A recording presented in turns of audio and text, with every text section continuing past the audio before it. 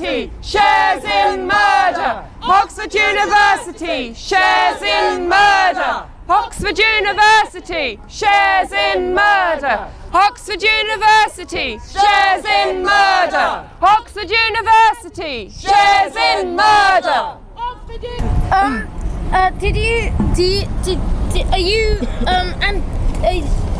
Do you like globalization, or do you like arms and stuff, or no? No. Okay. What do you think about arms dealers? Arms dealers, I think they should be locked up and had their instruments of their torture practiced on themselves, and then they would know what it felt like. Can you tell me about this demonstration, what it's all about?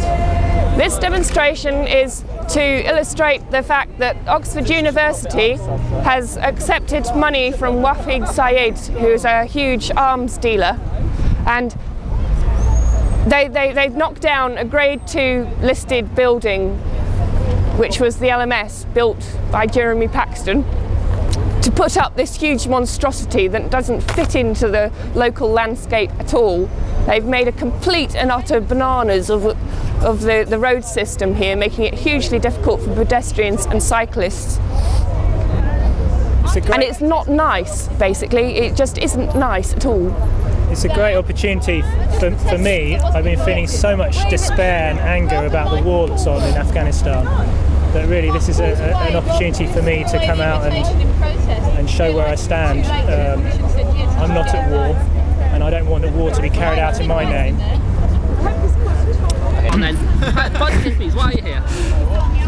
We're here to demonstrate against the Wafid Saeed Business School, which has been built against public opinion. 10,000 people signed a petition against the development. There was no public inquiry. It's a huge council scam, and money has been given to the university by the arm trade developer to build this monstrosity. Wafid Saeed is known to be an arms dealer, and I'm here personally because I'm against such a horrible, monstrous building being built with blood money, but also because at the moment my country is apparently at war with Afghanistan and dropping bombs. Lots of innocent people have been killed, including women and children in Afghanistan. It's one of the poorest countries in the world. I'm absolutely disgusted by this. I'm not at war, and I don't want to be part of this war at all. It's not. I'm not being represented properly by my government. I'm sickened by it, and I'm also extremely wary about the reasons for bombing Afghanistan. I believe it's all to do with oil. It's another oil war. It's a fraud. Okay. It's people like this that support war. This drunken lout over here. People like that who support war because I love my life. Keep speaking. Carry on speaking if you want. You don't. You walk Carry on. it's a shame because it's all. This man's obviously a very ignorant man. I love, and I'm very happy with myself. And supports innocent people being killed. If he thought about it carefully, he wouldn't actually support this at all. The problem is most of the population in this country is being duped by the BBC, by the media, that this war is a just war. How do you earn your money? How do you earn your money? Where is it? Oh, it's there. It's fallen off. How do you earn your money? Is it like blood money? How do you earn your money? How do you earn? What's your job? How moral is your job? I work with you. So, why are you guys here? What's this all about? This is the Oxford Business School that's been funded by money from SIAD, and he's basically made his money selling instruments of torture throughout the world and is very heavily involved with the international arms trade. And we're just kind of pointing out that arms trade and business is kind of mutually good for each other but not good for anyone else. So how does this fit into the recent war in Afghanistan? Well, our government has quite a lot to do with arms dealing around the world, don't they? So it is like a university is supposed to be a place of learning and a place of forwarding your mind and education, and I don't see weapons of mass destruction and money involved with that progressing anybody's thoughts towards a peaceful world. So why Oxford University is particularly involved with it, I have no idea. And also our governments are well aware of the amount of money they make out of arms dealing, and the US is as well, and they're very well aware aware of what this war will do and the rest of the violence it's probably going to incite around the rest of the world, and the amount of money they're going to make off it and cream off it for their own societies, and the complete and utter detriment and genocide of other people around the world. So that's why I'm here to support that. Okay. Any other comments about this demonstration and the school? Why has Oxford got a business school funded by an arms dealer? He's doing very well at producing people, isn't he? He's going to be involved within the international market and the economy. He's creaming them up really to be his right-hand men and selling these and making these good deals so his business continues. That's basically my opinion on it, so you guys got something to say. And I think also globalisation, or the anti-globalisation movement, is actually a threat to the global economy, and I think the business school might see it's worthwhile that it's had a bit of funding from arms dealers and dealers of instruments of torture, which will probably be used against us at some point. Kind of sweet. Guys, it's fine. What's your email address? My email address is soaringskywards@yahoo.co.uk. Okay, Dave, baby boy, tell us the story. I don't think it's any coincidence that this arms fair has been built in Oxford.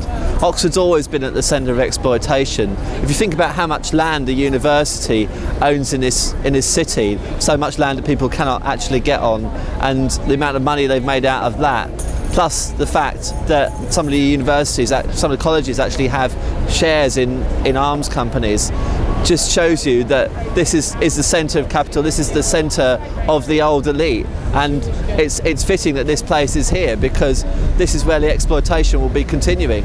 The students at this college, they'll be learning how to be good capitalists too, how to go out there, get as much money as possible and exploit the third world to the richness of this country. And it's time that some people noticed this and made a stand about it. So, can you tell me a little bit about why people are demonstrating here? What's the history of this site? Well, this site used to be an old Victorian railway station. It was actually a very rare site, a Grade 2 listed building of the old LMS railway, and actually the Wafiq SIAD paid a £25,000 bribe to get it demolished and to get his building here. So there was even corruption involved in the very building of this. Oxford University! Shares in murder! Oxford University! Shares in murder! Okay, so tell us what this place used to be like before they built this monstrosity. Well, it was generally speaking a lot cosier and more pleasing to the eye.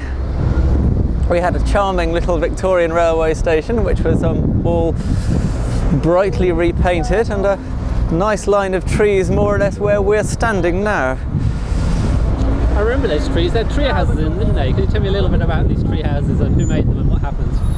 Well, the tree houses were made by the people who'd occupied the building because we felt, well, we were occupying the building that used to be here for a variety of reasons. One, to stop this awful monstrosity being built with money supplied by an arms dealer. Two, to stop the delightful old railway station being taken down and severed from the place where its history was, and three, to prevent the rather nice line of trees from being destroyed to make way for this ridiculous junction that's behind you now, with 6 lanes of traffic meandering aimlessly back and forth, and pedestrians and cyclists going past looking rather frightened, just as we thought they would. So well, a bunch of people built some tree houses and walkwayed them all together and attached them, walkwayed them to the building, and a very pleasant time was had for a while. So can you tell me when it all started?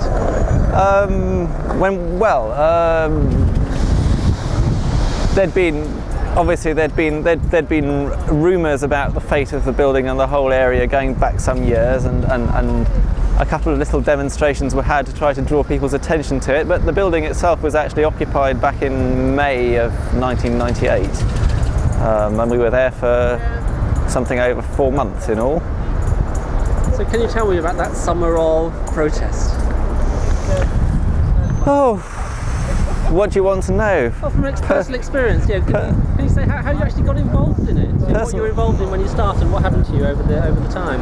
Personal experience. Well, it was quite a mad time for me. It was the first time I'd been involved in something like that on more than a sort of temporary basis. And because it was happening right here in the middle of Oxford, it was an unmissable opportunity, both to get involved in trying to stop all this madness from going ahead, and also as a golden opportunity to try to raise people's awareness a bit of the sort of things that were being done in their name and being done in the name of the university right here on their doorsteps in the middle of the city. So